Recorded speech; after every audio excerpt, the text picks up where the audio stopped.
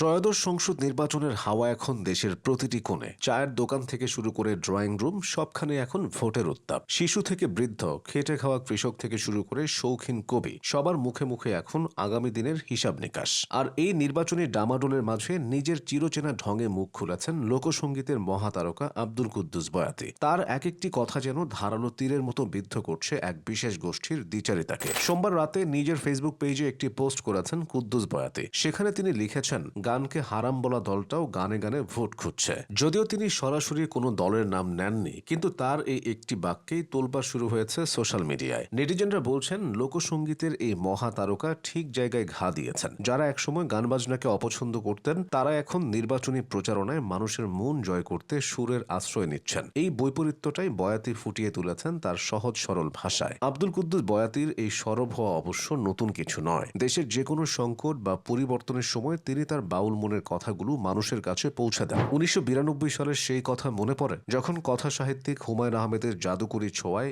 এই দিন দিন না আরো দিন আছে শিরোনামের সেই গানটি গ্রাম থেকে শহরে ছড়িয়ে পড়েছিল। বাধ্যতামূলক প্রাথমিক শিক্ষার সেই প্রচারণায় বয়াতির উদাত্ত কণ্ঠ আর মাথায় সেই রঙিন পাগড়ি আজও মানুষের স্মৃতিতে উজ্জ্বল। তার জন্ম নেত্রকোনা জেলার কেন্দুয়া উপজেলার রাজীবপুর গ্রামে 1949 সালে। আর্থিক অনটনের কারণে পড়াশোনার সুযোগ পাননি ঠিকই, কিন্তু জীবন থেকেই তিনি নিয়েছেন বড় শিক্ষা। মাত্র 11 বছর বয়স থেকে বাবার কাছে গানের হাতেখড়ি নিয়েছিলেন এই চারণ কবি। একসময় কাজের সন্ধানে পাড়ি জমান ঢাকা শহরে। সেখানে আফজাল হোসেনের মতো বড় নির্মাতাদের চোখে পড়েন এবং ছোট পর্দার মাধ্যমে তার পরিচিতি বাড়তে থাকে। কুদ্দুস বয়াতি শুধু বিনোদন দেননি, বিপদের দিনে মানুষকে সচেতন করেছেন। মনে পড়ে করোনাকালীন সেই দিনগুলোর কথা, যখন মানুষ ঘরবন্দি আর আতঙ্কিত, তখন ব্র্যাকের হয়ে তার সেই গান যায়না চলেন মায়না চলেন মানুষের মনে সাহস আর সচেতনতা জুগিয়েছিল। এই বাউল শিল্পী প্রমাণ করেছেন, গান শুধু আনন্দের মাধ্যম নয়, এটি সমাজ পরিবর্তনের এক শক্তিশালী অস্ত্র। এখন পর্যন্ত তার দুটি একক অ্যালবাম সোনার নুপুর এবং আম খায়ো জাম খায়ো মানুষের মুখে মুখে ঘোরে। কিন্তু তার আসল পরিচয় ওই স্টুডিওর গানে নয়, বরং মাঠ ঘাটের মানুষের হৃদয়। 4 ছেলে আর 3 মেয়ের এই জনক আজও মাটির টানে ছুটে বেড়ান দেশ বিদেশে।